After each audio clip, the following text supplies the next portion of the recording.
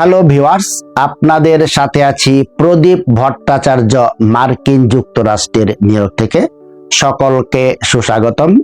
আশা করি দেশে বিদেশে যে যেখানে আছেন সুস্থ এবং নিরাপদে আছেন।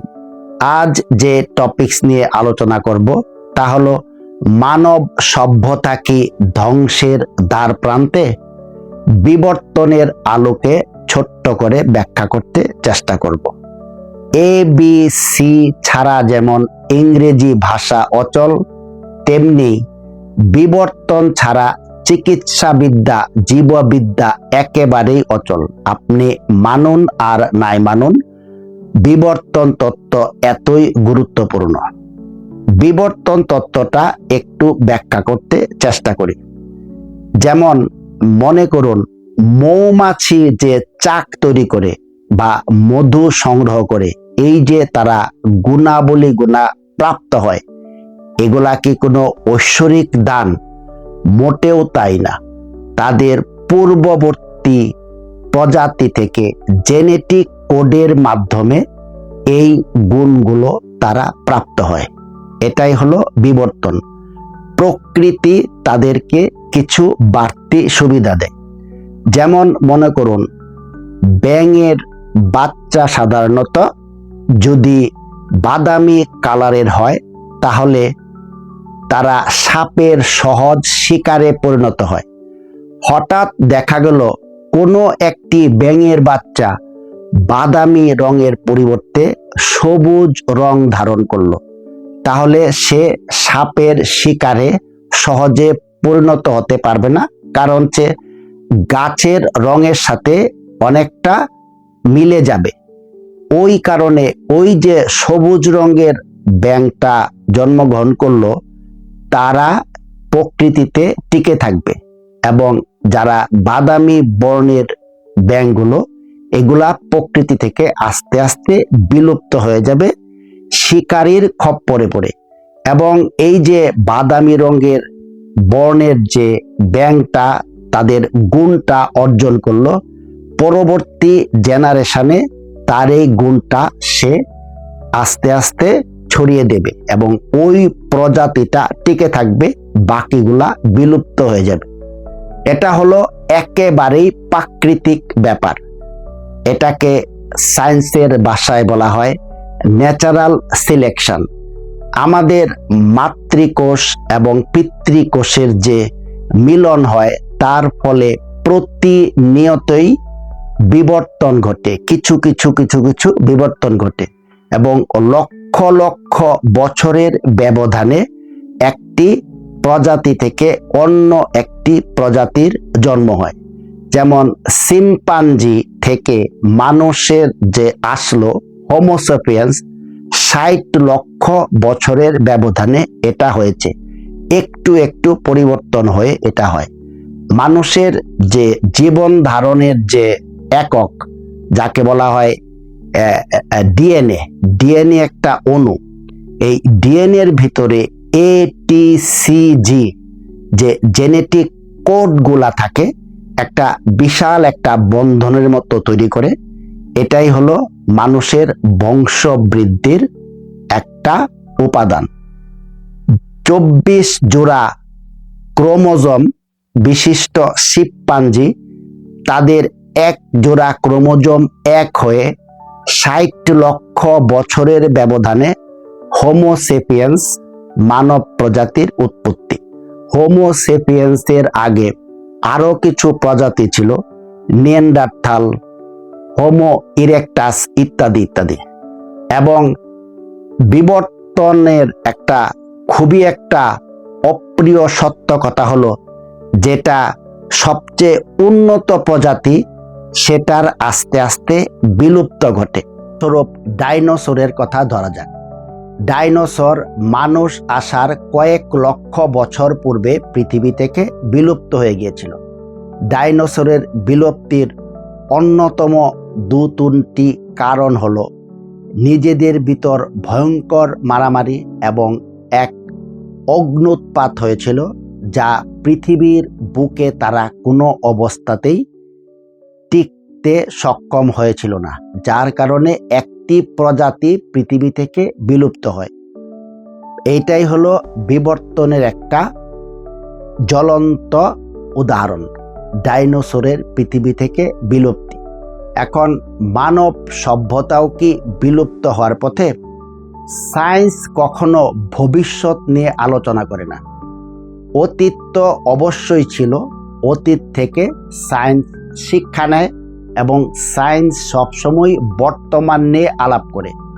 এবং বিশ্বাস শব্দটা সায়েন্সের অভিধানে একেবারেই নেই। সায়েন্স আপনাকে বলে না যে তোমাকে বিশ্বাস করতে হবে।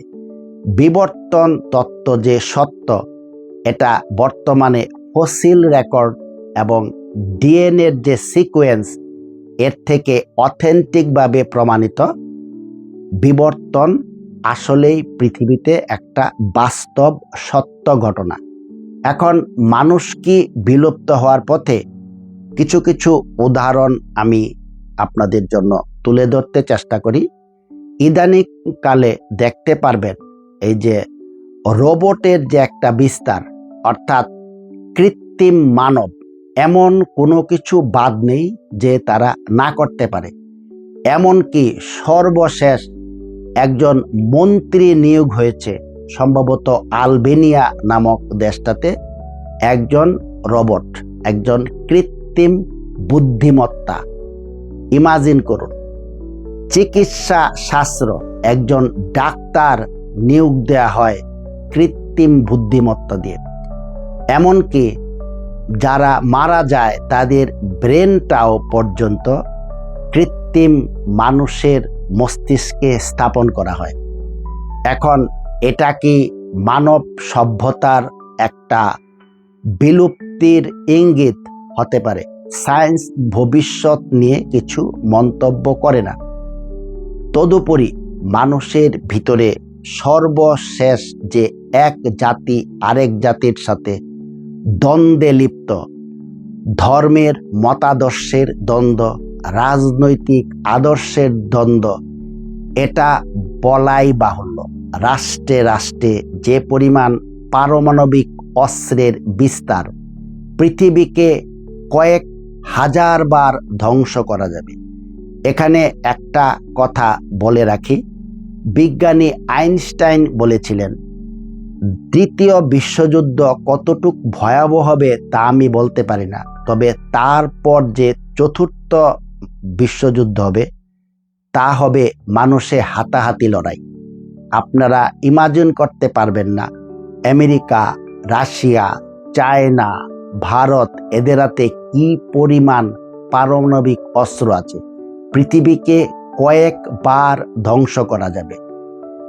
আপনি যদি বিবর্তনের ইতিহাস দেখেন, হাজার হাজার প্রজাতি পৃথিবী থেকে বিলুপ্ত হয়ে গিয়েছে। এটা অত্যন্ত সত্য কথা। এবং মানুষ তার প্রকৃতিকে নিজেই ধ্বংস করছে। তার ভিতর আছে মানুষ যেভাবে জ্বালানি খরচ করছে, সাম্প্রতিককালে গ্লোবাল ওয়ার্মিং, দেশে দেশে দেখবেন তাপ কি পরিমাণ বৃদ্ধি পাচ্ছে। ইরানে টেম্পারেচার গেল বছর সর্বোচ্চ রেকর্ড হয়েছিল 142 ডিগ্রি ফারেনহাইট। ইমাজিন করুন, বাংলাদেশ, পাকিস্তান, ভারত এবং আমেরিকাতেও এই পরিমাণ গরমকালে তাপমাত্রা দেখা যায়, যা ইতিপূর্বে দেখা যাচ্ছিল না। আমাদের যে সূর্যের অতি বেগুনি রশ্মি যে স্তরটাকে কিছু আটকে থাকে, ওজোন লেয়ার, সেটা পৃথিবীর গ্লোবাল ওয়ার্মিং বাড়ার কারণে এটা ক্ষয়প্রাপ্ত হচ্ছে। কাজে পৃথিবীর তাপমাত্রা বাড়ছে। এবং খেয়াল করুন, ইদানিংকালে পৃথিবীর আবহাওয়াও কিন্তু চেঞ্জ হচ্ছে। সৌদি আরবে এখন বরফ পড়ে। আমেরিকাতে, আমি যেখানে থাকি নিউ ইয়র্কে, 10-12 বছর পূর্বে যে পরিমাণ স্নো পড়তো, বরফ পড়তো, এখন তা আর পড়ে না। এটাই হলো গ্লোবাল ওয়ার্মিংয়ের একটি জ্বলন্ত দৃষ্টান্ত আমরা দেখতে পাচ্ছি। কাজেই আমি কয়েকটি আঙ্গিকে ব্যাখ্যা করলাম। একটা হলো গ্লোবাল ওয়ার্মিং, আরেকটা হলো পারমাণবিক অস্ত্রের বিস্তার, কৃত্রিম বুদ্ধিমত্তা। এর যে কোনো একটি দ্বারাই মানব সভ্যতা পৃথিবী থেকে ধ্বংস হতে পারে। আপনি হয়তো এটা 50 বছর, 100 বছর, 500 বছর যাই হোক না কেন, এটা অবশ্যম্ভাবী হয়ে উঠেছে। আজকে দেখুন, দেশে দেশে যে যুদ্ধ হয়, রোবট দিয়ে যুদ্ধ হতো। সামান্য একটা মেশিন আপনার হাতের ইশারায় আরেক দেশে গিয়ে ব্যাপক হত্যাযজ্ঞ করে আসছে। টেলিভিশনে খবর পড়ে কৃত্রিম বুদ্ধিমত্তা, হংকংয়ে রোবট পুলিশ, আমেরিকাতে চালকবিহীন গাড়ি। এগুলো কিসের আলামত? এগুলো হলো মানব সভ্যতা ধ্বংসের আলামত। বিবর্তন তত্ত্বে দেখা যায় হোমোসেপিয়েন্স যখন পৃথিবীতে আসলো, তার পূর্বে নিয়ান্ডারথালকে নির্মূলভাবে ধ্বংস করেছে পৃথিবীর বুক থেকে। আমরা যে ঔপনিবেশিক শক্তিগুলা দেখি, যেমন আমেরিকাতে যারা আগে স্থায়ী ছিল আদিবাসী red Indian, lakh lakh red ইন্ডিয়ানদেরকে হত্যা করা হয়েছে। আপনি যেখানেই ঔপনিবেশিক শক্তির বিকাশ লাভ ঘটেছে, সেখানে স্থানীয় বাসিন্দাদের লক্ষ লক্ষ কোটি কোটি লোককে হত্যা করা হয়েছে। একই প্রজাতি মানুষের বৈজ্ঞানিক নাম হোমোসেপিয়েন্স। একটা মানুষের সাথে আরেকটা মানুষের ডিএনএ সিকোয়েন্সের পার্থক্য মাত্র 0.1-0.2 ভাগ।